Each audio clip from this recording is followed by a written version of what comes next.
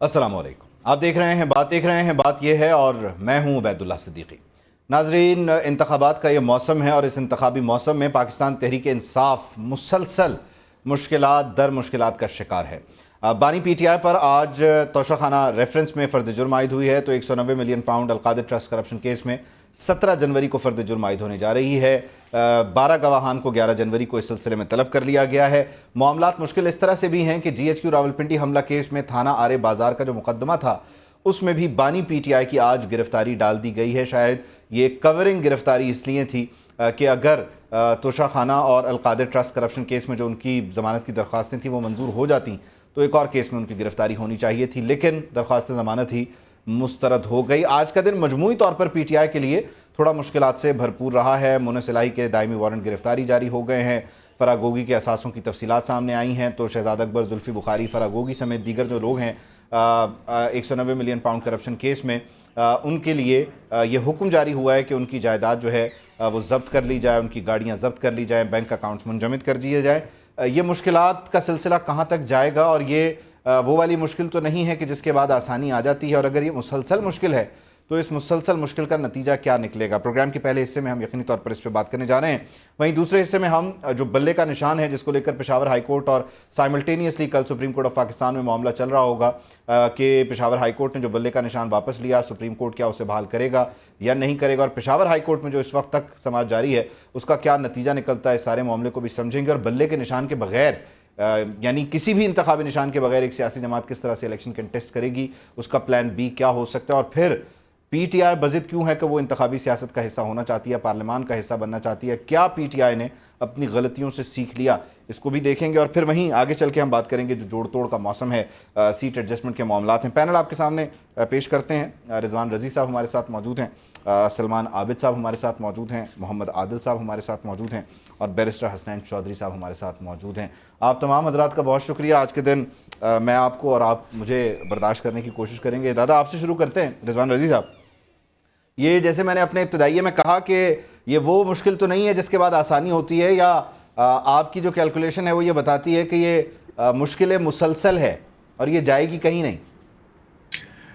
देखिए, मैं तो इसके हवाले से क्या कहूँ, जो है वो आज 9 जनवरी है और 13 जनवरी आखिरी तारीख है जब किसी भी पार्टी ने इलेक्शन कमीशन ऑफ पाकिस्तान में अपने जो है वो लेटर्स जमा करवाने हैं कैंडिडेट ने कि जनाब मैं फलां पार्टी का नामजद करदा उम्मीदवार हूँ, तो इसलिए मुझे तीर दे दें, मुझे बल्ला दे दें, मुझे शेर दे दें, मुझे किताब दे दें।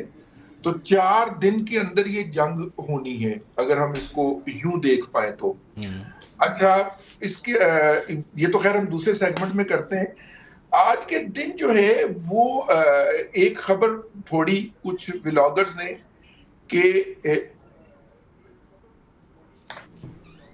वो जो खबर फोड़ी गई वो ये थी कि जनाब इमरान खान साहब जो हैं या चेयरमैन PTI जो हैं वो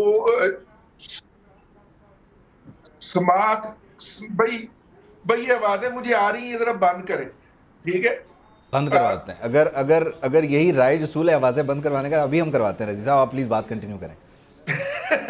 वो समझ नहीं आ रही ना कि मैं उबैदुल्ला मैं करवा देता हूं। मुखातिब हूँ, मैं उबैदुल्ला सिद्दीकी से मुखातिब हूँ, मैं सलमान भाई से मुखातिब हूँ, इसलिए। अच्छा देखिए, ये जो बात है 190 पाउंड वाली, इसमें PTI जो है वो बेल लेने गई थी अपने बानी की, और वो ना सिर्फ कि बेल रिजेक्ट हो गई बल्कि उसके अंदर जो है वो फर्द जुर्म भी तोशाखाना में आयद हो गई।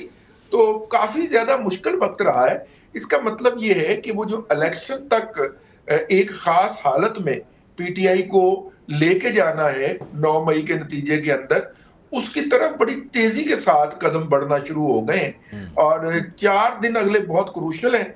इन 4 दिनों के अंदर अगर वो अपना बैट दोबारा पकड़ने में कामयाब हो जाते हैं, और इस वक्त 2-2 अदालतों में 3-3 समातें लगी हुई हैं। कल सुप्रीम कोर्ट के अंदर भी समात मुकर्रर हो गई है, और आज जब मैं आखिरी दफा मैंने पता किया तो ताहाल पेशावर हाई कोर्ट में भी सुनह समात जारी थी। वो आदिल भाई ज्यादा बेहतर बता सकते हैं। तो काफी ज्यादा मुश्किल वक्त लगता है। ठीक है, यानी मुश्किल है, लेकिन मेरा सवाल फिर वहीं का वहीं आदिल साहब कि ये मुश्किल जो है इस मुश्किल के बीच में कहीं आसानी पैदा करते हुए मामलात आपको नज़र आ रहे हैं? चलें, अब क्योंकि बल्ले वाला मामला भी प्रोग्राम के दूसरे हिस्से को पहला बना ही दिया है रिजवान रज़ी साहब ने, और ये कर सकते हैं ऐसा, तो बल्ले वाले मामलात को मिला लें, लेवल प्लेइंग फील्ड के मामलात को मिला लें, अपैलेट ट्राइब्यूनल्स ने जो कागजात नामजदगी मुस्तरद होने को रिवर्स किया, रेहाना डार हों, शेख रशीद हों, शहरियार आफरीदी हों, शानदाना गुलजार हों, एक लंबी लिस्ट है। तो ये मुसलसल मुश्किल तो मालूम नहीं होती, और ये मुसलसल मुश्किल बनाने वालों के लिए थोड़ा सा चैलेंजिंग हो गया है ये टाइम। दो फरीक ताकतवर हैं और आमने सामने हैं, नतीजा तो फिर यकीनी तौर पर मुश्किल होगा और महाजराई है। देखिए, इसमें तो कोई दो राय नहीं है कि तहरीक इंसाफ जो है वो अदालतों से मुसलसल उसको रिलीफ मिल रहा है। अब इसको अब जो भी लफ्ज़ी मायने पहना दिए जाएं, लेकिन हम 2018 का इलेक्शन देखें, उस वक्त जिस किस्म की लेवल प्लेइंग फील्ड मुस्लिम लीग नून के लिए दस्तयाब थी, उस तरह की सूरत हाल तो नहीं है, क्योंकि माजी में तो हमने देखा था कि अदालतें खुद उस प्रोसेस का हिस्सा थी, इस सारी पॉलिटिकल इंजीनियरिंग का हिस्सा रही, और उन्होंने नून लीग को वो स्पेस ही नहीं दी जिस तरह की स्पेस आज हम तहरीक इंसाफ के लिए देख रहे हैं कि उनको तकरीबन तमाम अदालतों से किसी ना किसी सूरत में रिलीफ मिलता है। अगर उनके साथ किसी जगह पर ज्यादती होती, जैसे हमने देखा नॉमिनेशन पेपर्स में उनके साथ अगर ज्यादती हुई थी तो अदालतों से उनको रिलीफ मिला और 75% जो है उनको उनके नॉमिनेशन पेपर मंजूर हो गए। अभी आप देखें कि बल्ले का मामला पेशावर हाई कोर्ट में ज़ेर समाअत है, लेकिन सुप्रीम कोर्ट ऑफ पाकिस्तान ने कल के लिए उनके लिए बेंच भी तश्कील दे दिया है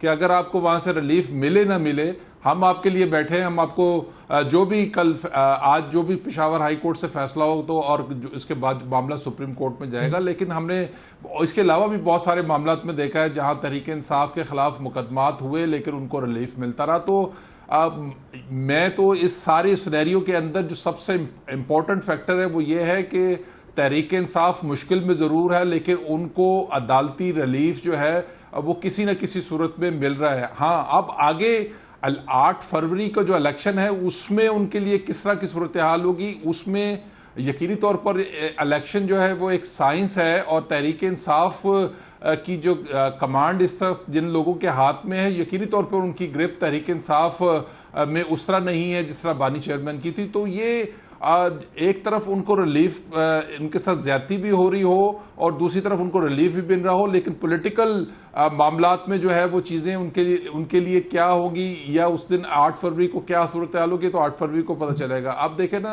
उन्होंने लेवल प्लेइंग फील्ड की बात की।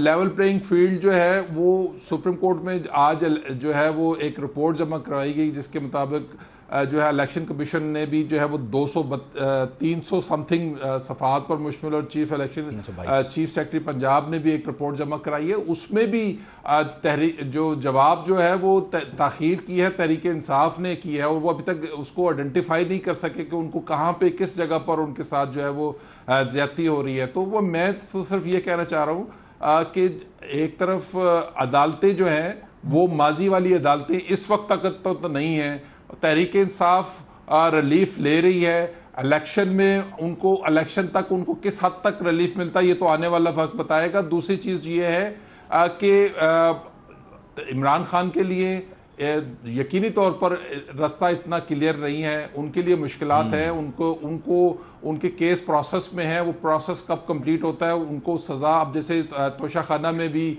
जो है उसमें 20 लोगों की लिस्ट आई है, उसमें सबसे इम्पोर्टेंट मामला जो है उनके मिलिट्री सेक्रेटरी का है, जो इस सारे तोहफों की और बाकी प्राइम मिनिस्टर की सारी मसरूफियत को जो है वो डील करते रहते। उनका बयान जो है, उनकी गवाही जो है वो बहुत इंपॉर्टेंट हो गई इमरान खान के खिलाफ। तो वो देखते हैं कि वो इसमें क्या स्टेटमेंट देते हैं। वो तो फिर अभी 11 तारीख को है ना मामला, और बज़ाहिर के लिए खत्म नहीं होंगे। पैनल जो है, पैनल में से 2 लोगों की राय ये है कि मामलात मुश्किल ही हैं। अब जब 2 लोगों ने कह दिया मुश्किल है तो फिर मुझे सलमान आबिद साहब की तरफ यकीनी तौर पर जाना होगा ताकि इसका कोई दूसरा पहलू हम तलाश करने की कोशिश कर सकें। सलमान साहब, आप मुझे यकीनी तौर पर सुन पा रहे होंगे। मामलात ये हैं कि आदिल साहब का आर्ग्यूमेंट ये कहता है कि तहरीक इंसाफ को मुसलसल अदालती रिलीफ मिल रहा है और मामलात 2018 वाले नहीं हैं। अब ये अदालती रिलीफ मुसलसल तहरीक इंसाफ को मिल रहा है या कल जो हुआ वो भी रिलीफ था और वो भी तहरीक इंसाफ का ही था? देखिए, इसमें तो कोई शुबा नहीं है। जैसे आपने अपने इंट्रो में कहा था कि पीटीआई इस वक्त सबसे ज्यादा अताप का शिकार है और अगर इस वक्त कोई सियासी जमात जिसके बारे में बहुत सी रुकावटें हमें नजर आ रही हैं, यहाँ तक कि इंतखाबी निशान का मामला भी है, वो भी पीटीआई है।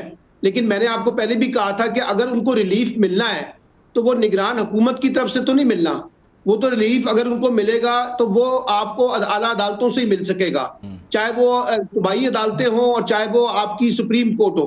तो अब क्योंकि बल्ले का इंतखाबी निशान भी जो है वो यकीनी तौर पे सुप्रीम कोर्ट में उसकी प्रोसीडिंग होगी कल, तो इम्कान तो यही है कि पीटीआई को बल्ले का निशान मिलेगा।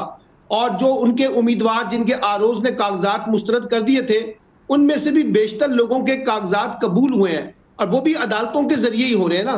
तो इसलिए रिलीफ तो जिसको भी मिलना है वो अदालत के जरिए मिलना है, और अगर नहीं मिल सकेगा तो फिर पीटीआई के बहुत से लोगों को बाहर बैठना पड़ेगा, जैसे बहुत से लोगों के कागजात जो है वो मुस्तरद हो रहे हैं।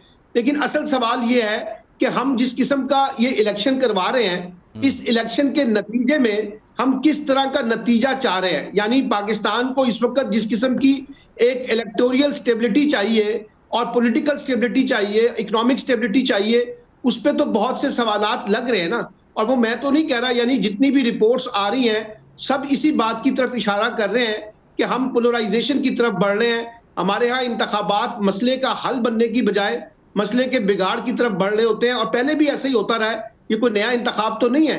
और ये कहना कि 2018 के इंतखाबात में और 2024 का इंतखाब उसके कंपैरिजन में जाएंगे, तो बहुत सी बातें हैं, और बहुत सी बातों के दरमियान हम कह सकते हैं कि 2018 में पीएमएलएन को खास तौर पे जनूबी पंजाब में टारगेट किया गया, और यहाँ इस वक्त पीटीआई एक किस्म की टारगेट के ऊपर मौजूद है। इसी तरीके से आईपीपीस का बनना जो है वो भी हमारे सामने मौजूद है।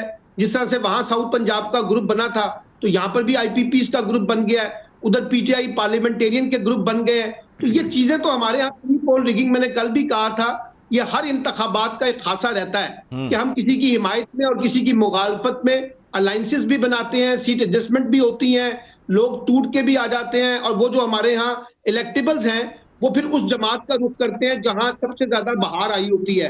2018 में पीटीआई की बहार थी, अब इस वक्त कहते हैं कि पीएमएलएन की बहार है या आईपीपीस की बहार जा रहे हैं।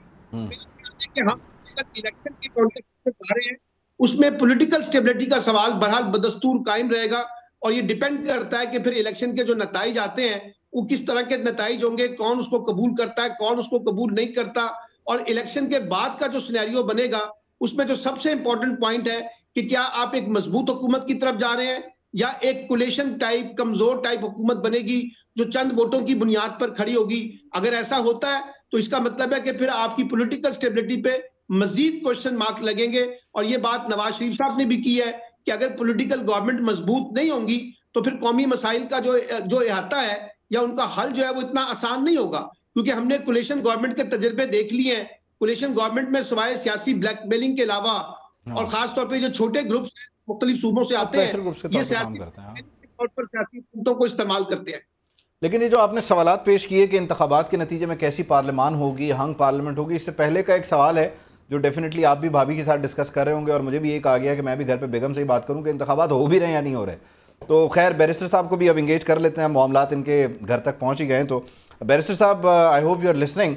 और मामलात ये हैं कि मुसलसल रिलीफ की जब बात हो रही है तो कल के दिन का जो फैसला है उससे अगर मुसलसल रिलीफ के साथ मिला के देखूँ तो बहुत सारे लोग ये कहते हैं, बहुत सारे लोगों की राय ये है कि क्योंकि गलत हुआ उसको रेक्टिफाई किया जा रहा है, दुरुस्त किया जा रहा है। तो अब जो ये मुश्किलात पीटीआई की हैं, इन मामलात को भी एक ही बॉक्स में डाल के देखा जाए तो बहुत सारे लोग अपनी गलतियों को दुरुस्त करने के लिए काम तो नहीं कर रहे, जिस तरफ सलमान आबिद साहब इशारा कर रहे हैं कि आईपीपी बन गई, पीटीआई पार्लियामेंटेरियंस बन गई, बाकी जगहों पे एहसास हुआ, उन्होंने बोला जी हमसे गलत हुआ, वापस कर दें। सारा कुछ ही 2017 पे वापस तो नहीं चला गया, तराजू के पलड़े बराबर हो गए। अच्छा, आपने बहुत से सवाल इकट्ठे कर लिए, लेकिन firstly I like to set some facts straight. मेरे नहीं ख्याल से कोई अपनी यहाँ गलतियां दुरुस्त कर रहा है।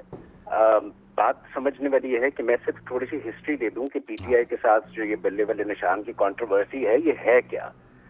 पीटीआई ने पहली दफा जो ईसीपी के अंदर वक्त लिया था वो प्री कोविड था कि हम इलेक्शन कराएंगे। उसके बाद पीटीआई ने 4 दफा वक्त लिया, जिसके बाद उन्होंने अपनी जो की जो कॉन्स्टिट्यूशन था पार्टी, उसके अंदर जो रेक्टिफिकेशन थी, जो गलतियां जो ईसीपी ने पॉइंट आउट की थी इलेक्शंस कराने थे, वो ना कराए। उसके बाद जब उन्होंने कोर्ट में जाके कहा कि अब हमने ठीक कर दी, डीसीपी को कहा हमने ठीक कर दिया और हम इलेक्शन कराएंगे, तो वो इलेक्शन भी दुरुस्त ना थे। तो पहली बात तो ये है कि ये किसी को पिन पॉइंट नहीं किया जा रहा है, किसी को वो नहीं, किसी दीवार के साथ नहीं लगाया जा रहा। वो अपनी पार्टी के कॉन्स्टिट्यूशन के मुताबिक इलेक्शन ना करा सके, अभी ये मामला है। और ये कोई ऐसी बात नहीं है कि कल उठा, ये 4 सालों से इसका वक्त लिया जा रहा था। तो ये कोई ऐसी, ये आपको सबसे पहले समझने वाली बात है। दूसरी बात, सलमान साहब ने अभी जो बात की पोलराइजेशन की, I really agree to it. Polarisation इस मुल्क में शुरू हुई जब सुप्रीम कोर्ट की दीवारों के ऊपर शलवारें लटकाई गई, जब आपका सीपैक चल रहा था, जब आपकी पहली जो कंसाइनमेंट थी वहां लॉजिस्टिक्स की वो गवादर जानी थी, तो आप इस्लामाबाद कैपिटल ब्लॉक करके बैठे थे। आपकी पोलराइजेशन तब शुरू हुई जब आप एक मॉडल टाउन में पढ़े लिखे आदमी के घर के अंदर एक पुलिस का बंदा वारंट लेकर जाता है तो उस पर गोलियां चला दी जाती हैं, ठीक है, और वो पुलिस का बंदा शहीद हो जाता है। आपकी पोलराइजेशन तब शुरू हुई जब एफआईए वाले किसी के घर जाते हैं तो उसको अरेस्ट करने के बजाय वो उन पर फायरिंग करता है। This is polarisation. ये जो अमीर और गरीब के बीच में फर्क। और पोलराइजेशन के एक अगला भी इसका एस्पेक्ट है, वो ये है कि यहाँ कुछ लोगों के बीच में, मैं ये नहीं कहता सबके पॉलिटिकल इख्तलाफ हो सकते हैं, everyone can have their own. मैं किसी एक पार्टी के मंशूर के साथ खड़ा, मैं उसका मुझे पसंद है, कोई और किसी और का हो सकता है, लेकिन जो ये कॉन्सेप्ट आ गया कि सिर्फ हम से ही आप गलत, जो यहाँ सियासत के अंदर जो प्रेस कॉन्फ्रेंस के अंदर ऐसे ऐसे नाम दागे गए लोगों की तरफ, लोगों की माओ बहनों की तरफ, कि हम अपनी फैमिलीज के साथ बैठ के देख, ये पोलराइजेशन थी। और ये रेक्टिफिकेशन आई थिंक सारी सियासत जमात पर बैठ के करनी है, ताकि हमें अपने मॉरल कोड्स के अंदर रह के रहना है। ये तो सबसे बड़ी बात है। दूसरी बात ट्राइकोटमी ऑफ पावर्स है, आपको वो करना है, ठीक है। हम गवर्नमेंट आप कहें उसको आप नेशनल गवर्नमेंट भी कह सकते हैं, मुझे तो उसमें कोई चीज बुरी नहीं नजर आती। बात ये सलमान साहब ने जैसे अभी कहा कि मुख्तलिफ सूबों से, वो मुख्तलिफ सूबे पाकिस्तान के सूबे हैं, छोटी जमातें छोटी सूबों के, so we should give them respect. अगर वो आते हैं, कोई बलोचिस्तान की छोटी पार्टी है, वो इलेक्शन जीत के आते हैं, तो क्या वो छोटे सूबे की छोटी party children of a lesser God? बिल्कुल भी नहीं। उनको भी उतनी वक़्त मिलनी चाहिए, उनको भी उतनी वैल्यू मिलनी चाहिए। तो ये ब्लैकमेलिंग की बजाय अगर हम इस तरह ले कि आपके छोटे सूबों को आपको इंपॉर्टेंस देनी पड़ती है, that is a positive way to look at it, right? तो मेरे ख्याल में सही की तरफ है। सुप्रीम कोर्ट कल जो फैसला करे उसकी तरफ मैं नहीं आ सकता, लेकिन बात सिर्फ मैं फिर से रिपीट करूंगा on the cost of reputation कि पीटीआई ने अपनी पार्टी के 4 दफा टाइम लेने के बाद over the period of 3 years जो कॉन्स्टिट्यूशन बनाया, जो कि उसमें भी इश्यूज थे, उसके हिसाब से अपना इलेक्शन नहीं करा सके। हाँ, यकीनी तौर पर फिर बल्ले का निशान भी ले लिया गया। बल्ले का निशान मिलेगा या नहीं मिलेगा, ये अगला फेज़ है इस गेम का, और इस गेम के अगले फेज़ में, अगले राउंड में जाने से पहले मुझे एक ब्रेक शामिल करनी है। ब्रेक के बाद वापस आते हैं तो फिर सवाल ये रखेंगे कि बल्ले का निशान मिल जाएगा या बगैर बल्ले के खिलाड़ियों को मैदान में उतरना पड़ेगा। ब्रेक के बाद।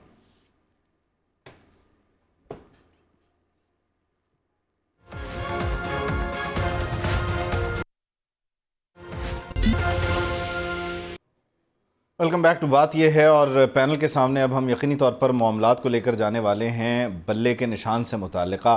पेशावर हाई कोर्ट में अब तक की आखिरी इत्तला के मुताबिक समाअत जारी है। इलेक्शन कमीशन के जो वकील हैं सिकंदर मोहम्मद साहब, उन्होंने भी अपने दलाइल मुकम्मल कर ली हैं। पेशावर हाई कोर्ट का क्या फ़ैसला होगा, और फिर उससे बढ़कर जो सोने पे सुहागा है वो सुप्रीम कोर्ट ऑफ पाकिस्तान का कल का 3 रुकनी बेंच जो इस मामले को सुनने जा रहा है, उधर क्या होगा, क्या नतीजा निकलेगा, इसको ज़रा डिस्कस कर लेते हैं। रिजवान रज़ी साहब से इस राउंड का आगाज़ अगेन करते हैं। रज़ी साहब, यकीनी तौर पर देखें, ये बात तो दुरुस्त है कि किसी भी सियासी जमात के पास इंतखाबी निशान होना चाहिए, तो क्यों एक सियासी जमात को महरूम रखा जाए? ये तो नहीं हुआ था 2018 में उनके साथ, जिनके लिए कल सब कुछ ठीक हो गया, तो इनके साथ क्यों करें?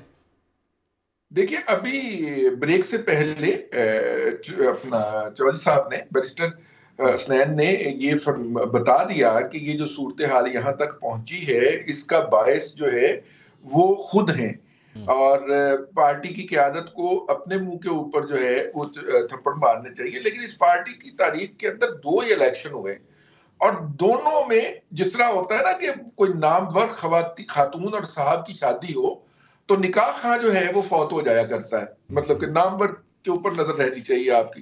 मतलब दोनों इलेक्शन के अंदर जो है वो इनके इलेक्शन कमिश्नर जो थे वो सैक कर दिए गए पार्टी से। 2 इलेक्शन हुए पार्टी के। अब पार्टी तीसरे इलेक्शन कमिश्नर की जो थी वो वारा नहीं खाती थी उसको, इसलिए उन्होंने इलेक्शन करवाए नहीं, 3 दफा टाइम भी लिया। लेकिन एक बात जो है वो मुझे बहुत दुख हुआ, अफसोस हुआ आपका आज का एजेंडा देख के, बड़ी बड़ी पार्टियों के नए नए अलायंसेस हो रहे हैं। जैसे मुस्लिम लीग जियाउल हक का मिली मुस्लिम लीग के साथ इत्तेहाद हुआ है, और उसके अंदर TLP भी शामिल हुई है। इतना बड़ा इत्तेहाद हुआ है यार, तो पूरा पॉलिटिकल लैंडस्केप तब्दील करने जा रहा है। एक सेगमेंट उस पे भी बनता था। हाँ, आपने उसको डिस्कशन में ही नहीं लाया कि ये कौन लोग हैं। मतलब एजाजुल हक साहब को दुनिया जानती है, उनके साथ उस्मान बुजदार साहब जाके बैठ गए हैं, और मतलब कि खालिद नेक गुज्जर साहब हमारे इलाके में हर दफा खड़े होते हैं, वो बैठ गए हैं। तो ये कौन लोग हैं भैया? इतना बड़ा अलायंस बन गया पार्टियों का। एनी हाउ, देखिए बात ये है कि इलेक्शन के अंदर हर पार्टी के लिए होना चाहिए। अब मुझे आहिस्ता, पहले मैं सलमान भाई से, सलमान आबद साहब से मुतफिक था कि ये जो है, ये इनके साथ जो है ज्यादती होने जा रही है, लेकिन अब मैं दूसरी फीलिंग भी महसूस करता हूं कि शायद PTI ने वो ट्रेन मिस कर दी है। ठीक है, 4 दिन है टोटल। आज अभी पेशावर हाई कोर्ट में चल रही है, यहां से फैसला मुस्बत आए या मनफी आए, या election commission of Pakistan supreme court पहुंचेगा भागम भाग, या जनाब PTI पहुंचेगी। और बाकी 4 दिनों के अंदर फैसला, बल्कि 4 दिन, चौथा दिन भी नहीं, 3 दिनों के अंदर फैसला होना है इसका। चौथे दिन तो उस पर अमल दरामद होना है। तो इसलिए वक्त कम और मुकाबला सख्त वाली सूरत हाल दरपेश है, और PTI को कोई वे आउट नजर नहीं आ रहा इस पूरे प्रोसेस के अंदर, कि वो मामला को डिले करते करते यहां तक ले आए हैं कि अब बड़े थिन मार्जिन से वो सरवाइव कर पाएंगे। मैं फिर यही कहता हूं, जिस तरह उनके वो जो अपना आरओज ने मुस्तरद किए थे, और इलेक्शन ट्रिब्यूनल ने उनके कागजात नामजदगी मेजॉरिटी तादाद के अंदर जो है वो मंजूर कर लिए हैं। इसलिए मुझे लगता यही है कि बल्ला मिल ही जाएगा। अच्छा, यानी इनकी भी बात हो गई है फिर मोहम्मद आदिल साहब। अगर मैं रिजवान रजी साहब के सारे आर्ग्यूमेंट को बाय कर लूं तो इसमें पता ही चलता है, इसका लुब्बे लुबाब ये है कि PTI की बात अगर नहीं हुई तो कम से कम हो जरूर रही है, या मैं गलत हूं? देखिए, रिजवान रजी साहब रहे हैं, लेकिन इसमें तो कोई दो राय नहीं है कि इलेक्शंस में जो है वो किसी पार्टी को इन किया जाता, आउट किया जाता है, किसी के लिए लेवल प्लेइंग फील्ड बनाई जाती है, किसी को दी जाती है, किसी से छीन ली जाती है। लेकिन असूली तौर पर तो ऐसे ही होना चाहिए, जो कि पाकिस्तान में अखलाकियात और असूल तो की कदर तो नहीं होती, खैर, कि बल्ले का निशान जो है वो तहरीक इंसाफ को मिलना चाहिए। और मुझे तो लगता है ऐसे ही है। सलमान आबिद साहब की भी राय बिल्कुल मैं उनसे इत्तफाक करता हूँ कि सुप्रीम कोर्ट ऑफ पाकिस्तान से ये 4 दिन बहुत हैं। रजी साहब, इस 4 दिन के अंदर जो है वो फौरी इंसाफ हो सकता है। पाकिस्तान की अदालतें जो हैं वो रातों को भी खुल जाती हैं, तो उनको अगर पेशावर से रिलीफ नहीं मिलेगा तो उनको सुप्रीम कोर्ट ऑफ पाकिस्तान से मिल जाएगा।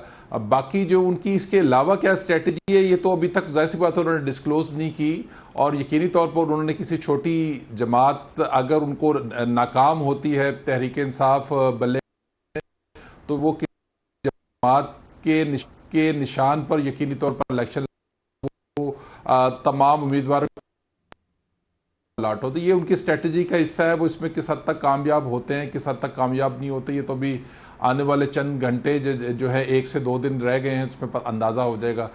जहाँ तक आपने बात की कि उनकी भी गल होगी, ये गल सबकी हो जाती है, लेकिन असल चीज़ ये है कि 8 तारीख को नताइज क्या होंगे। ये पहला इलेक्शन है जिसकी ग्राउंड रियलिटीज़ का सबको पता है। जो पार्टियां इलेक्शन लड़ रही है उनको भी पता है, और जो पार्टियां इलेक्शन नहीं लड़ रही उनको भी पता है, और जो इस सारे मामले को लुक आफ्टर कर रहे हैं उन्हें भी पता है कि 8 फरवरी को इलेक्शन की सूरत में क्या सूरत हाल हो सकती है।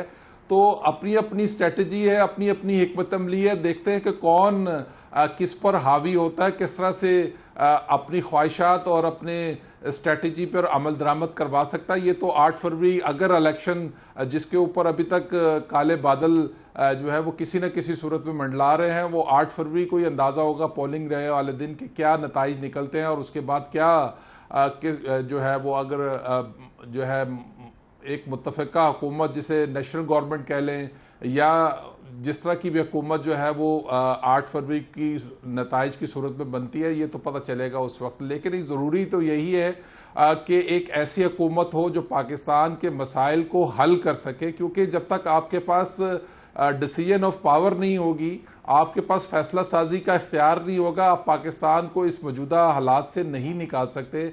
इस वक्त जो खित्ते की सूरत हाल में नंबर ही पूरे करने में सारा वक्त गुजर जाएगा कि हमारा वाला उधर ना चला जाए या उधर वालों को इधर कैसे लाया जाए, यही सारी फिर उलझन रह जाती है 5 साल की। खैर आपकी बातों को भी अगर साथ मिला लूँ रिजवान रज़ी साहब के, तो आप दोनों को लग रहा है, सलमान आबिद साहब, मोहम्मद आदिल साहब की राय और रिजवान रज़ी साहब की राय यह है कि बल्ला मिल जाएगा। डेफिनेटली कोर्ट ऑफ लॉ में इन्हें अपने आर्गूमेंट्स देना होंगे, लेकिन पेशावर हाई कोर्ट ने बल्ला दे के वापस ले लिया। और फिर अब सुप्रीम कोर्ट भी तौहीने अदालत वाले मामले में इलेक्शन कमीशन के खिलाफ जब गए तो वहाँ भी स्नब कर चुकी है पीटीआई को और बता चुकी है कि भाई रेलेवेंट फोरम के पास जाएं और वहाँ से अपने मामला को दुरुस्त करवाएं। तो ऐसा तो नहीं है कि बल्ले के मामले में भी ये होगा कि जी ये जिस तरह से बैरिस्टर साहब ने भी आर्गूमेंट्स पेश किए कि इस वजह से बल्ला नहीं मिल रहा, ये आर्गूमेंट जब तहरीके इंसाफ के खिलाफ इलेक्शन कमीशन के वकला पेश करेंगे तो क्या पता बल्ला मिले ही ना, और वो बोलेंगे भाई जमहूरियत कौन सी आप मांग रहे हैं लेवल प्लेइंग फील्ड के जरिए, जब आपके अपने यहाँ जमहूरियत नहीं है, बल्ला खत्म ही ना हो जाए। देखिए बात यह है कि मैंने कहा है कि अल्टीमेटली फैसला तो सुप्रीम कोर्ट की कोर्ट में है कि उन्होंने बल्ले का निशान देना है या नहीं देना, और फिर पेशावर हाई कोर्ट का भी फैसला आ जाएगा और ये फैसला हो जाएगा। मुझे जाती तौर पे मेरा तो अपना जो एनालिसिस है वो यही है कि बल्ले का निशान मिल जाएगा, क्योंकि अगर आप एक पार्टी को इंतखाबी अमल से बतौर जमात बाहर निकाल देंगे तो फिर वो जमात तो अपनी शनाख्त के तौर पर तो इलेक्शन नहीं लड़ सकती, फिर तो सबकी हैसियत जो है वो एक आजाद उम्मीदवार के तौर पर हो जाएगी ना, क्योंकि फिर आपने बल्ले का निशान उनसे वापस ले लिया है। और मैं नहीं समझता कि सुप्रीम कोर्ट ये सारा बोझ अपने ऊपर लेगी कि जनाब हम फैसला करें। और अगर सुप्रीम कोर्ट से उनको बल्ले का निशान मिल जाता है तो फिर ये बैरिस्टर हसनैन साहब की बात के इंतखाबात मुतनाज़ा थे, इंतखाबात फेर हुए नहीं हुए, धांधली हुई है, सारी बातें फिर बेमानी हो जाएंगी। और अगर सुप्रीम कोर्ट बल्ले का निशान नहीं देती है तो इसका मतलब फिर यही है कि जो बात अभी बैरिस्टर हसनैन साहब कर रहे हैं कि उनके इंतखाबात को उन्होंने भी कबूल नहीं किया, जैसे इलेक्शन कमीशन ने कबूल नहीं किया। और अभी तक को अगर आप देखें ना तो इलेक्शन कमीशन के बहुत से फैसले वापस हो रहे हैं। अभी आप देख रहे हैं कि जिस तरीके से चीजें हो रही हैं, कोर्टों के अंदर जाके जो है ना सूरत बदल जाती है। तो लेट्स सी कि सुप्रीम कोर्ट क्या फैसला करता है। बल्ले का निशान उनको नहीं मिलेगा तो यकीनी तौर पर उन्होंने फिर आजाद हैसियत से इलेक्शन में जाना है, और इसके अलावा कोई चॉइस नहीं है कि शेख रशीद की पार्टी के साथ या मजलिस इत्तेहादुल मुस्लिमीन के साथ या किसी और जमात के साथ उनका कोई अलायंस होगा और वो वहां से इलेक्शन लड़ेंगे, क्योंकि फिर उसमें उनकी शनाख्त नहीं रहेगी। तो मुझे लगता यह है कि जो बल्ले का निशान है वो मुझे जाती तौर पे अभी भी लगता है कि उनको मिलेगा, सुप्रीम कोर्ट से रिलीफ मिल जाएगा, और अगर वो मिलेगा तो फिर वो इलेक्शन के अंदर जो है वो बल्ले के निशान के साथ जाएंगे, अदरवाइज फिर वो अलग इंडिपेंडेंट कैंडिडेट के तौर पर ये ऑपरेट करेंगे। चलें, वो तो फिर उनका प्लान बी होगा ना डेफिनेटली, लेकिन पहले वो प्लान ए को मेक श्योर करना चाह रहे हैं। बैरिस्टर साहब आपकी राय में, क्योंकि आपसे कुछ देर पहले आप ये आर्गूमेंट्स दे रहे थे कि क्यों बल्ले का निशान जो है वो ले लिया गया पाकिस्तान तहरीक इंसाफ से, और फिर वो रिजवान रज़ी साहब ने 2 इलेक्शन कमिश्नर्स का किस्सा भी हमें सुना दिया। आप क्या समझते हैं कि जितने होपफुल हमारे बाकी पैनलिस्ट हैं बल्ले के निशान के मिल जाने पर, आप भी उतनी होपफुल हैं, क्योंकि आपके अपने आर्गूमेंट्स की फिर नफी होती है? देखिए मैं आपको 2 बातें पेश करना चाहूंगा। पहली बात तो ये कि जहां हम बात कर रहे थे कि हम ये नहीं कहना चाहिए कि अगर सुप्रीम कोर्ट ने गलत डिसीजन दिया, बात है इससे ज्यादा सुप्रीम कोर्ट क्या करे कि जिस केस की अपील के लिए बेंच बैठ गया उस केस का फैसला नहीं हुआ। रज़ी साहब, पता है हम जैसे जो वकील है ना वो रज़ी साहब से सीखते हैं। रज़ी साहब का इतना एक्सपीरियंस है कि बड़े बड़े वकीलों को मात देते हैं, ठीक है। तो he is a teacher in law too, other than यहाँ। तो सर रज़ी साहब मुझे बताएं कि यहाँ अपील का तो फैसला हुआ नहीं तो बेंच किस चीज पे बैठा, चैलेंज क्या हुआ? तो हमें देखना चाहिए कि बड़ा फरागदल लगा सुप्रीम कोर्ट ने, बेंच पहले ही बन गया, एडमिशन हो गया। आप मुझे बताएं कि सुप्रीम कोर्ट को बल्ले के निशान पे पेशावर हाई कोर्ट दे देती है तो सुप्रीम कोर्ट में सुबह क्या होगा, क्या सुनवाई होगी, ठीक है। तो मेरे ख्याल में बड़ी फरागदली कोर्ट ने पहले ही दिखा दी। That's number 1। नंबर 2 सर बात ये कि एक बेसिक प्रिंसिपल ऑफ ज्यूरिस्प्रूडेंस है। अगर आप एज ए केस देखें तो यस कंकरेंट 2 दफा इनके खिलाफ फैसला आ गया। केस भी बड़ा वाजे है, बड़ा सिंपल है, ओपन एंड शट केस है कि अपने जो उन्होंने दस्तूर बनाया था पार्टी का उसके पे अमल दरामद नहीं कर सके, वायलेशंस हैं। और वो इतनी क्लियर फैसला होगा कि अगर सुप्रीम कोर्ट स्ट्रिक्टली देखिए उसको तो I think it would be an open and shut case. लेकिन जो ज्यूरिस्प्रूडेंस का प्रिंसिपल एक ऐसा है कि जहां अवाम होना, जहां अवाम की हक हो। देखिए बल्ला को लोग वोट करेंगे ना, इसमें किसी का पर्सनल राइट, किसी की प्रॉपर्टी तो नहीं जाती, या किसी ने किसी का कत्ल किया हो उसकी तो सजा नहीं है। तो जहां लोगों की, जहां माशरे की बात हो, जहां रिप्रेजेंटेशन हो, तो वहां जजेस को यूजुअली फरागदिल रखना चाहिए।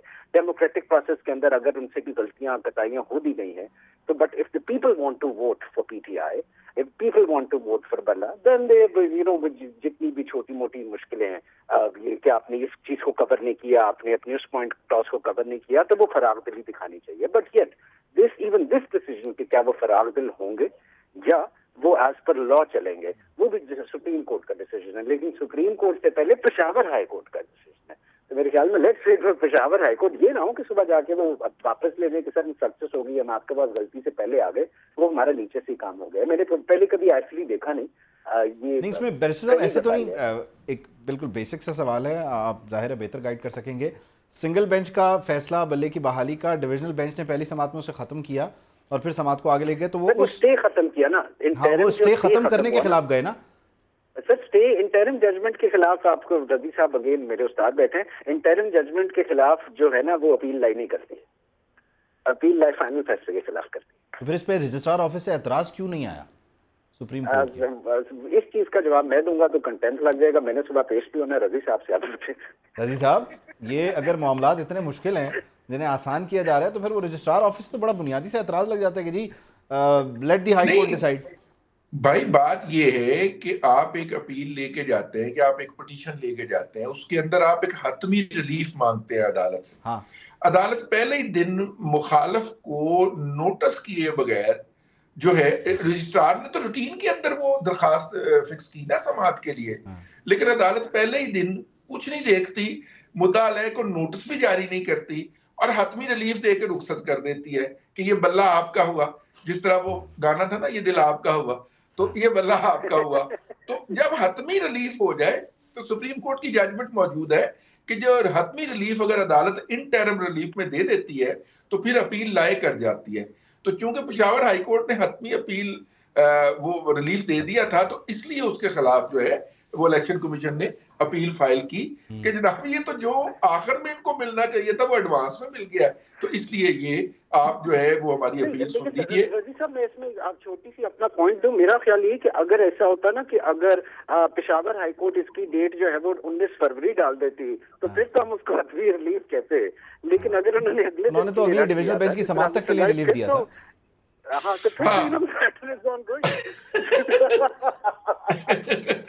लेकिन आदिल साहब, ये जिस तरह हल्की फुल्की मौसीकी में रिजवान रईस साहब बात कन्वे करने की कोशिश कर रहे हैं और आप और मैं उसका लुत्फ ले रहे हैं, मैं इसका ज़रा एक कंपैरिजन ड्रॉ करना चाह रहा हूँ, क्योंकि प्रोग्राम के आगाज़ में एक कंपैरिजन आपने ड्रॉ कर दिया था 2018 के साथ।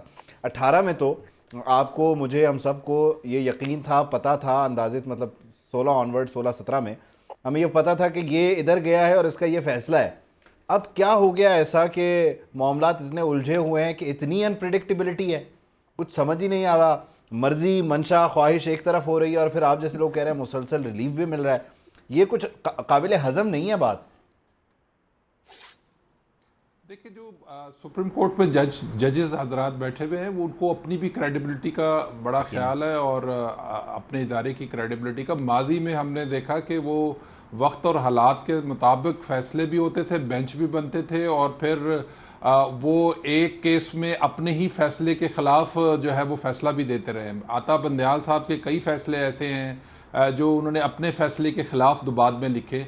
तो इस वक्त जो सूरत है, जैसे देखें कल याहिया अफरीदी ने दोबारा दूसरी मरतबा जो है वो इस बेंच से जो है वो इख्तलाफ किया, तो वो एक जजेस का अपना अपना एक मौक़िफ़ है और जज ये बैठते हैं तो अनप्रडिक्टेबल होता है कि वो इस तरह से नहीं आप सोच सकते कि जैसे माजी में हमने देखा था कि अगर ये 3 जज बैठे हुए हैं तो इनका ये फैसला होगा। अब हमें लगता है कि हर जज आइन और कानून की बात करता है और उसके मुताबिक ही चलेगा। अब चीफ जस्टिस साहब ने आउट ऑफ द बॉक्स जो है वो तहरीक इंसाफ को, हालांकि तहरीक इंसाफ ने उन्हीं के खिलाफ ही रेफरेंस दायर किया था, लेकिन अब चूंकि उनकी अपनी क्रेडिबिलिटी का मसला है, वो एक आला अदलिया, एक आला अदालत के चीफ भी हैं, तो वो उसको उसी तरह से लेके चल रहे हैं। हालांकि बहुत सारी उनके खिलाफ प्रोपेगेंडा जो है उसी तरह से हो रहा है और तहरीक इंसाफ के बहुत सारे जो सेक्टर्स हैं वो उनके खिलाफ उसी तरह प्रोपेगेंडा करते हैं। इस्लामाबाद हाई कोर्ट के चीफ जस्टिस के खिलाफ जो है वो एक प्रोपेगेंडा किया जाता है। तो ये हमारी अलमिया भी है हमारी पाकिस्तान के अंदर कि अगर फैसला आपके हक में आ जाए तो ठीक है, नहीं खिलाफ आए तो आपके खिलाफ प्रोपेगेंडा शुरू हो जाता है। लेकिन मैं ये समझता हूँ कि मौजूदा जो अदलिया है उसकी माजी की अदलिया की निस्बत बहुत बेहतर रिप्यूट है और वो हमेशा आइन और कानून के मुताबिक बात करते हैं। तो मुझे लगता है कि इसीलिए मैं बार बार बात ये कर रहा हूँ कि हो सकता है कि अगर चीफ जस्टिस ऑफ पाकिस्तान ने ये जो टाइमलाइन रखी है, कल केस की समाअत रखी है, कल पेशावर हाई कोर्ट ने भी उसको मामले को ले गया है और उसके वहां से कोई फैसला आता है उसके बाद सुप्रीम कोर्ट से, तो मुझे तो लगता है कि वहां से कोई उनको रिलीफ मिल जाएगा। क्योंकि इल्ज़ाम इन एनी केस जो है वो अदलिया पे ही लगना है कि उन्होंने वो जो है वो हिस्सा बन गई है एस्टैब्लिशमेंट के साथ और वो उस दाग वो को कोशिश धोना भी कर चाह रही रहे हैं है कि तहरीक मुसलसल। जो इंसाफ आप कह लीजिए ऑर्डर्स हैं उसके जरिए, तो ये पता चल रहा है कि पुराने मामलात से वो अपने आप को डिस्कनेक्ट करें। ब्रेक शामिल करते हैं। ब्रेक के बाद सलमान आबिद साहब को शामिल गुफ्तगू करेंगे और पूछेंगे कि ये मामला तो चलें, यहाँ पर अंदरूनी मामलात हैं, इसमें खिचड़ी पक रही है, लेकिन पाकिस्तान तहरीक इंसाफ यकीनी तौर पर इंटरनेशनल सतह पर यानी आलमी सतह पर जो है वो लोगों को इंगेज कर रही है, और वो जो वॉच डॉग्स हैं उनका कितना प्रेशर होगा, क्या उसकी वजह से for the face of it कोई जमहूरियत को लेवल प्लेइंग फील्ड मिल सकती है, नहीं मिल सकती? एक ब्रेक के बाद।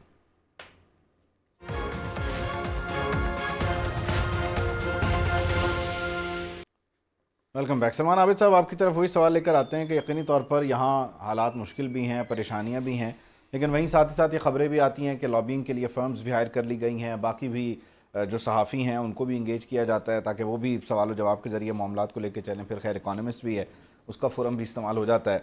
अब हमारे यहाँ जितने मुश्किल मसाइल परेशानी हो, लेकिन जो इंटरनेशनल बॉडीज़ हैं या इंटरनेशनल वॉच डॉग्स हैं उनका एक प्रेशर है, उसकी वजह से हमें for the face of it तो कुछ तो जमहूरियत, कुछ लेवल प्लेइंग फील्ड तो देना होगी, वो मिलेगी, क्योंकि हमें IMF के पास भी जाना है, वर्ल्ड बैंक के पास भी जाना है, हम सबको नाराज़ नहीं कर सकते।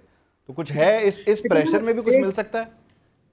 देखिए, अमूमी तौर पर जब इंतखाबात होते हैं तो अब ये ग्लोबल दुनिया के अंदर, ग्लोबल दुनिया से जुड़े हुए जो इदारे हैं और जो ह्यूमन राइट्स बॉडीज हैं या जो इलेक्शन को ऑब्जर्व करते हैं या इंटरनेशनल कंट्रीज हैं, वो अमूमी तौर पे पाकिस्तान के इंतखाबात के बारे में ज्यादा दिलचस्पी रखते हैं, क्योंकि जो रीजनल पॉलिटिक्स है हमारी, उसके अंदर उनके रीजनल इंटरेस्ट बहुत ज्यादा इन्वॉल्व है।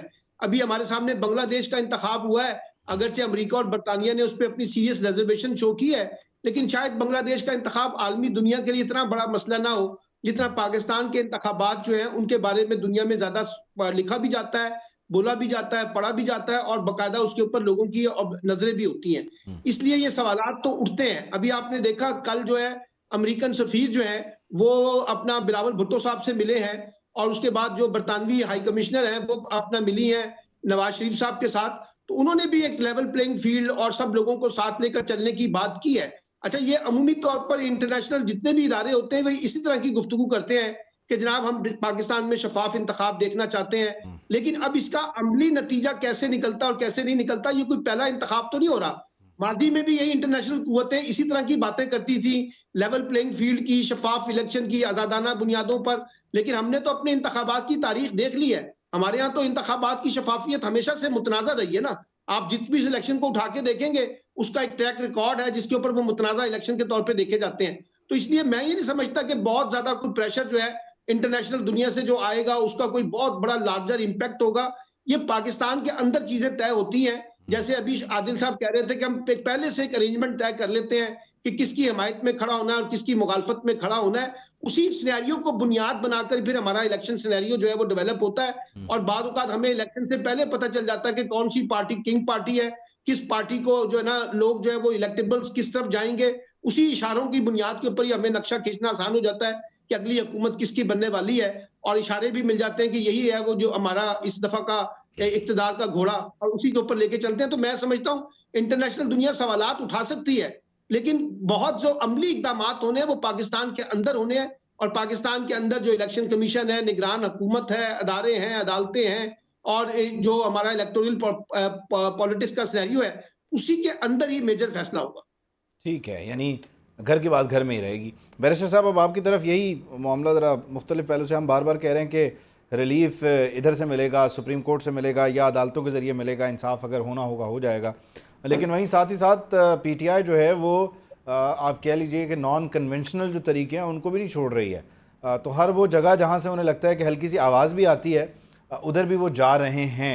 आप समझते हैं कि ओवरऑल जो इम्पैक्ट था 3.5 साल का, मजमूई तौर पे आपने अरब्स को नाराज़ किया, सऊदीया के साथ आपके ताल्लुकात मामला, चीनियों के साथ आपके किस तरह से मामला चले, फिर अमेरिका के साथ आपका रिलेशन जो है, रशिया के साथ आपने जब हाथ मिलाया, तो कोई है सूरत की कोई आवाज़ भी निकाले हमारे लिए, या सिर्फ ये ऐसे ही पैसे ही ज़ाया कर रहे हैं, पाकिस्तान से डॉलर ही जा रहा है?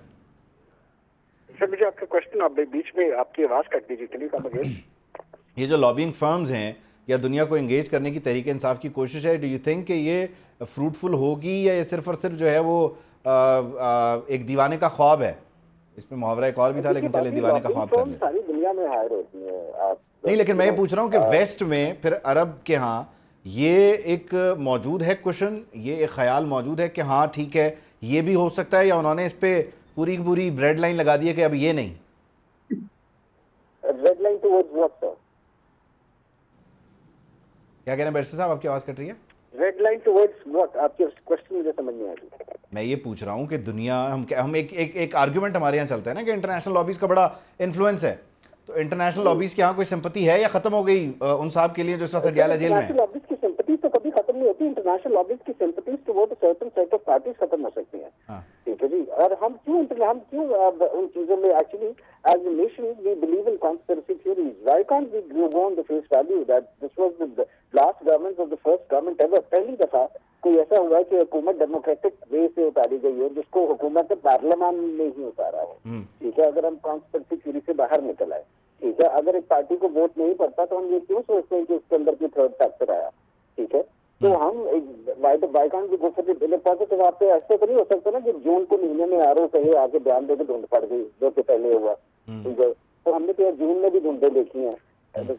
तो अभी मेरे ख्याल के अंदर की इलेक्शन अगर एक सर्टन पार्टी विन करती है और सर्टन पार्टी लूज करती है तो पहले तो आपको उसको सरफेस वैल्यू पे लेना चाहिए। और दूसरी बात ये कि जहाँ तक ये बात है कि कोई थर्ड पार्टी या थर्ड व्हील जो है या कोई इदारा वो वट में भी वो इन्फ्लुएंस करता है तो वो इन्फ्लुएंस इलेक्टेबल्स को इधर से उधर हो जाता है, हॉर्स ट्रेडिंग कह दे या फ्लोट क्रॉसिंग कह दे।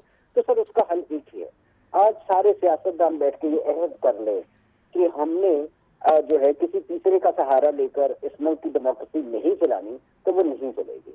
ठीक है, ये सियासतदान ही है जो अपने पार्लियामान की इज्जत को पामाल करते हैं। ठीक है, आज अगर ये खुद अहद कर लें, ठीक है, कि हमने जो भी होगा देखा जाएगा, हमने उस रास्ते नहीं जाना। ठीक है, ये एक दफा एक पार्टी जिस तरह सलमान भाई ने भी 30 पार्टी का नाम ले रहे हैं, किंग, कभी हम किंग कह लेते कभी क्या। जब आप किसी को उस लेवल पे लेके जाते हैं, जब आप किसी को वक्त देते हैं, अगर आप देना छोड़ दें, ठीक है, अगर आप कहें कि नहीं दिस इज आवर इशू, हमारे लिए पार्लियामेंट इज सेक्रेट और हम अपने मामला को खुद खत्म करेंगे, तो ट्राइकोटमी पावर भी बन जाएगी, सारे इदारे अपने अपनी काम भी करेंगे। लेकिन जब आप किसी का एहसान साहब लेके आते हैं तो फिर एहसान चुकाना भी पड़ता है, फिर लोगों के काम भी करने पड़ते हैं और माननी भी पड़ती है।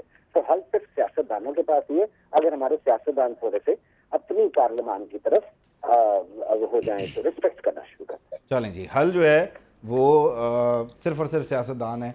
एक नारा कराची में भी हल सिर्फ करके लगा था, लेकिन खैर उसका भी खैर खातिर खा कोई नतीजा नहीं निकला। रिजवान रज़ी साहब, अब अगर ये हल सिर्फ सियासतदान है तो इनको वो सुहाने ख्वाब दिखाने वाला कि 130 नशिस्तें आपकी पंजाब से हैं, कराची से आप जो है वो 18 जीत जाएंगे या 14 जीत जाएंगे और बलूचिस्तान में आप जाएंगे तो एक दिन में धड़ाधड़ लोग आपके पास आ जाएंगे, उन सुहाने ख्वाब दिखाने वालों का भी तो कोई कसूर होगा, या सारा कसूर जो है वो इन पंचिंग बैग सियासतदानों का है?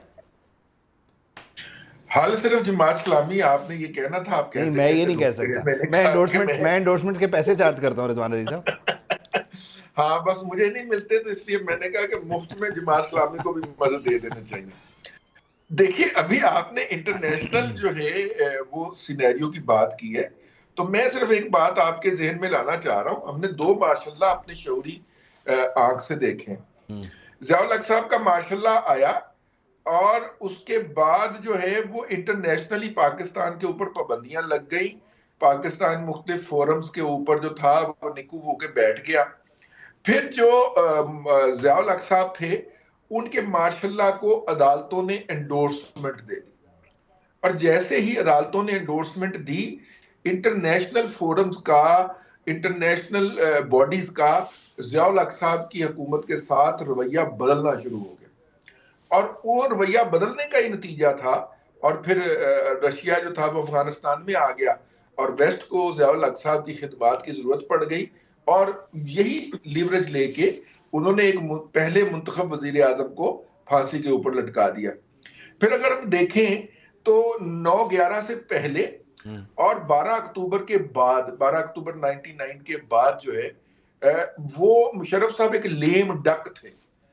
वो बहाने ढूंढे जाते थे कि किसी तौर पे मुशर्रफ साहब का कोई थोड़ा सा एक्सपोजर हो, उनके बारे में कोई एक आध लाइन इंटरनेशनल मीडिया में छप जाए। इंटरनेशनल मीडिया ने बाइकाट कर दिया था। यानी आप 21वीं सदी में एंटर होंगे, आपके मुल्क के अंदर माशाल्लाह लगा होगा, फौजी बूट जो है वो दंदना रहे होंगे, ऐसा नहीं हो सकता। दुनिया ने ज्यादा स्ट्रांगली बाइकाट किया, लेकिन फिर 9/11 हो गया। और मुशर्रफ साहब जो थे वो वेस्ट की डार्लिंग बन गए। पाकिस्तान के अंदर जो है, जो लॉबीज हैं, वेस्टर्न इंस्टीट्यूशंस हैं मुख्तलिफ किस्म के, वो अपने ऑपरेटर्स के मफाद को देख के चल रहे होते हैं कि जो उनको ऑपरेट करने वालों का मफाद है। अब आप देखिए, फलस्तीन के अंदर कत्लो गारत गरी है यार, दूसरी जंग अजीम के बाद, हॉलोकॉस्ट के बाद ये उससे बड़ा वाकया है। और इस तरह आप पॉइंट ब्लैंक आंखों के सामने पूरी तकेशाही करके आप फलस्तीनियों को कत्ले आम कर रहे हैं, उनके बच्चों तक को मार रहे हैं, लेकिन अक़वाम मुत्तहिदा के कान के ऊपर जूं भी नहीं रींग रही। उसने 1 या 2 करारदादें पास की हैं, जनरल असेंबली ने भी और सलामती काउंसिल ने भी, जो है जिसके अंदर बड़ा ही नरम से अंदाज के अंदर पायनबाज कर दो, इस तरह की टून के अंदर बात की गई है। लेकिन अगर हम देखें ईस्ट तिमोर के अंदर या सूडान के अंदर इसी अक़वाम मुत्तहिदा का रवैया, इराक के अंदर इसी अक़वाम मुत्तहिदा का रवैया, शाम के अंदर इसी अक़वाम मुत्तहिदा का रवैया, वो ऑल टुगेदर डिफरेंट नजर आता है। तो देखना होता है कि उन इंस्ट्रूमेंट को ऑपरेट करने वाले जो हैं उनका अपना इंटरेस्ट क्या है। तो मेरा ये ख्याल है कि जो इस वक्त सूरत हाल है, इस वक्त की सूरत हाल में देखिए पाकिस्तान के अंदर 2-3 फोर्सेस जो हैं वो पीछे को हट रही हैं और 2-3 फोर्सेस जो हैं वो अपने इंटरेस्ट लेके एडवांस, यानी वो इंटरेस्ट का मामला है। रजी साहब, मैं चाहता हूं कि आदिल साहब को भी शामिल गुफ्तगू कर लूं ताकि बेंच का जो फैसला है ना वो मुश्तरका हो और सबके पास मुनासिब और बराबर यकसा मौके हों। आदिल साहब, आपके पास आते हुए सारी गुफ्तगू को समेटते भी हैं। एक चीज़ और भी है, इसका भी आता कीजिएगा कि सबसे छोटे छोटे वादे करने के चक्कर में बहुत ज़्यादा वादे हो गए हैं। अब वादों की तकमील भी हो पाएगी या नहीं हो पाएगी? देखिए, वो वादों की जो तकमील है वो तो जिन्होंने करवानी है वो गारंटर के तौर पर मौजूद हैं और वो किसी न किसी तरह सीट एडजस्टमेंट करवा देंगे। जैसे कराची में मुस्तफ़ा कमाल 242 में इलेक्शन के लड़ने के ख्वाह थे, लेकिन बाद में शहबाज शरीफ को एडजस्ट करवा दिया गया। इसी तरह IPP को पंजाब में जहाँ जहाँ ख्वाहिश है उनकी वो पूरी हो जाएगी। तो नून लीग ने अगर इक़्तिदार में आना है तो उन वादों की जो है तकमील उसने करनी है। ये इस सारी हिकमत अमली, स्ट्रेटजी और प्लान का हिस्सा है। तो अब यानी नून लीग ने अगर इक़्तिदार में आना है तो उनके वादों की तकमील और उनके वादों का एहतराम बड़ा ज़रूरी है, और ये नून लीग के लिए बड़ा मुश्किल है क्योंकि थोड़े अरसे बाद फिर लड़ाई भी शुरू हो जाती है। मियाँ साहब अचानक वज़ीर आज़म बन जाते हैं। खैर, अभी तो वज़ीर आज़म बनने तक के दरमियान बहुत सारे मुश्किलात और मामलात हैं। 8 फरवरी 2024 का दिन पत्थर पर लकीर आने को है और सियासी जोड़ तोड़ भी जारी है। अब हर कोई अपना अपना हिस्सा मांगने की कोशिश कर रहा है। बहुत शुक्रिया मोहम्मद आदिल साहब, रिजवान रजी साहब, सलमान आबिद साहब और बैरिस्टर हसनैन चौधरी साहब, बहुत शुक्रिया। Thank you so much. इजाज़त दीजिए, अल्लाह हाफ़िज़।